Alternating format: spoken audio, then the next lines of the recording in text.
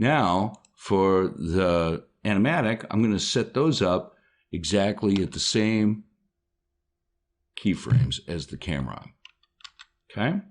So over here, for this one, we're going to want it a little bit more like that. Move that back and move it over so that we can see kind of what that's going to look like when we scrub it. All right, now we're going to the third scene where the hovercraft comes in, and then we're going to go to that close-up. So let's go and mark those out as well, one frame at a time. Set up, make sure camera is selected and set a key, and then go back one and set a key. And then let's go back to these in between, right about here. When the camera comes in, set here, and one more behind that set. Okay, so now it jumps from here to the side, and then let's jump forward to this scene, which is him riding in. And once again, I'll probably set a key for each one of the animatics to match. And once again, let's turn that around. Whoops. Let's turn that around. Kind of put that into position. Once again, just as a reference. And then the camera is going crazy.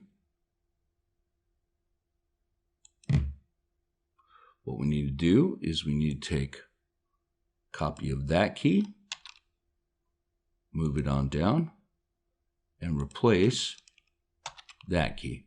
Okay? Now it stays in position. And then our last key is going to be this close-up.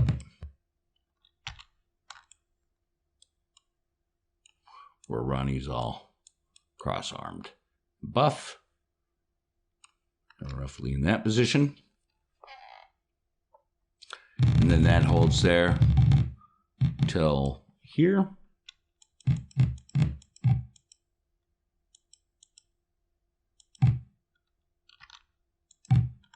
Now if we whip around to kind of where that kid's position would be, going to be in a lot more of a close-up. Just for some sort of a reference, I'm going to leave kind of Ronnie's arms in there. So I'm going to push Ronnie kind of out of frame, but that still knows that I'm in that basic position. And once again, I want to grab my storyboard, set a key there, and then on this one, let's bring it back. Let's jump back over to producer perspective, and let's bring that out and whip it around, and then go back to the camera view. I will go ahead and bring that down to that next scene, dial in the last version, set another key, and then I'll jump back a couple of keyframes and grab that one to start with for both the set and the camera. And then I can copy and jump down and paste into place again. Okay, so now I'm getting them both at the same time. In this case, we're a little bit closer with the camera and more down like this. The focus on this shot will be of the kid and Cammy. And then let's go and once again, make sure camera is selected and our plane, okay? And copy.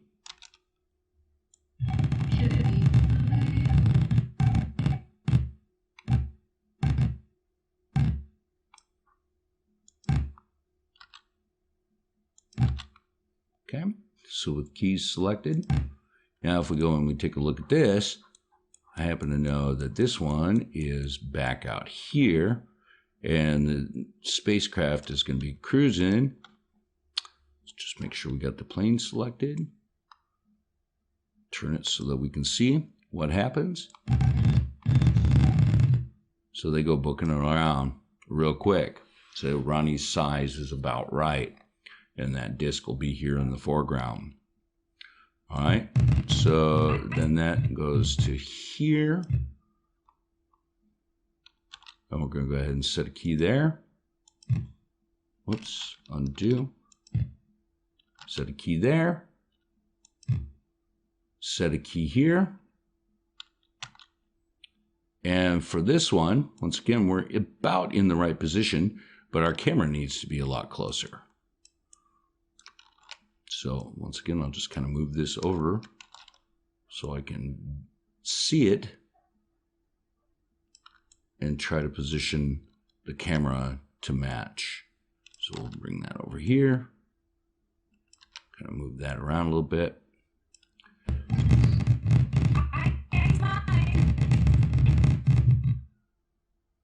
Okay. So, and in this particular case, Ronnie's going to be off screen, and we're going to be close up on Cammy.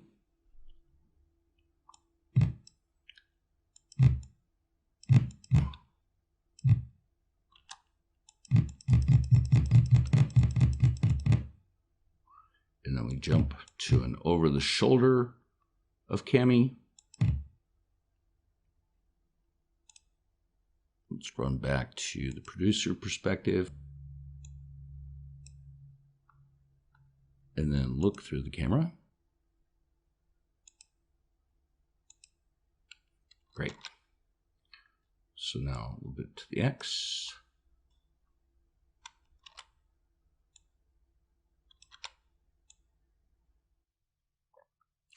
I just want to mention a little bit about how the audio plays back in the scrubbing.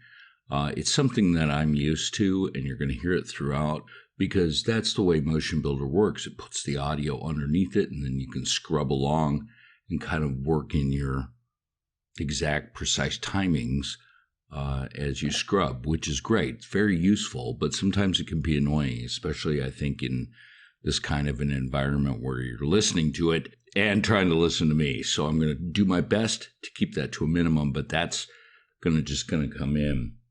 All right, so for this last shot, what I'm going to do is I'm going to jump back to one of my previous shots and then just move the camera in a little bit closer. So I'll pick this keyframe here and go ahead and paste it in. Now, let's play from the beginning.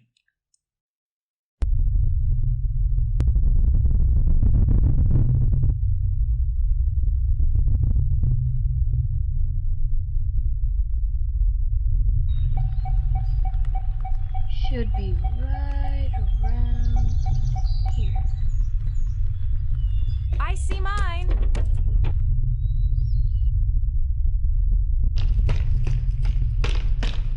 That girl's gonna get herself hurt doing that. Well, as you can see, it's turned out pretty well. We have kind of a good framing of the camera on the character. He's not doing anything yet, but we've blocked in our camera and our storyboard. At this point, I like to place it all in rough to where the character is at 0, 0, 0, so I have the ability to move and change and see my storyboard in with my character all at the same time. All right, well, that pretty much wraps it up. In the next module, we're going to animate the Gigadisc scenes that we've been creating up to this point in the course. All right, I'll see you there.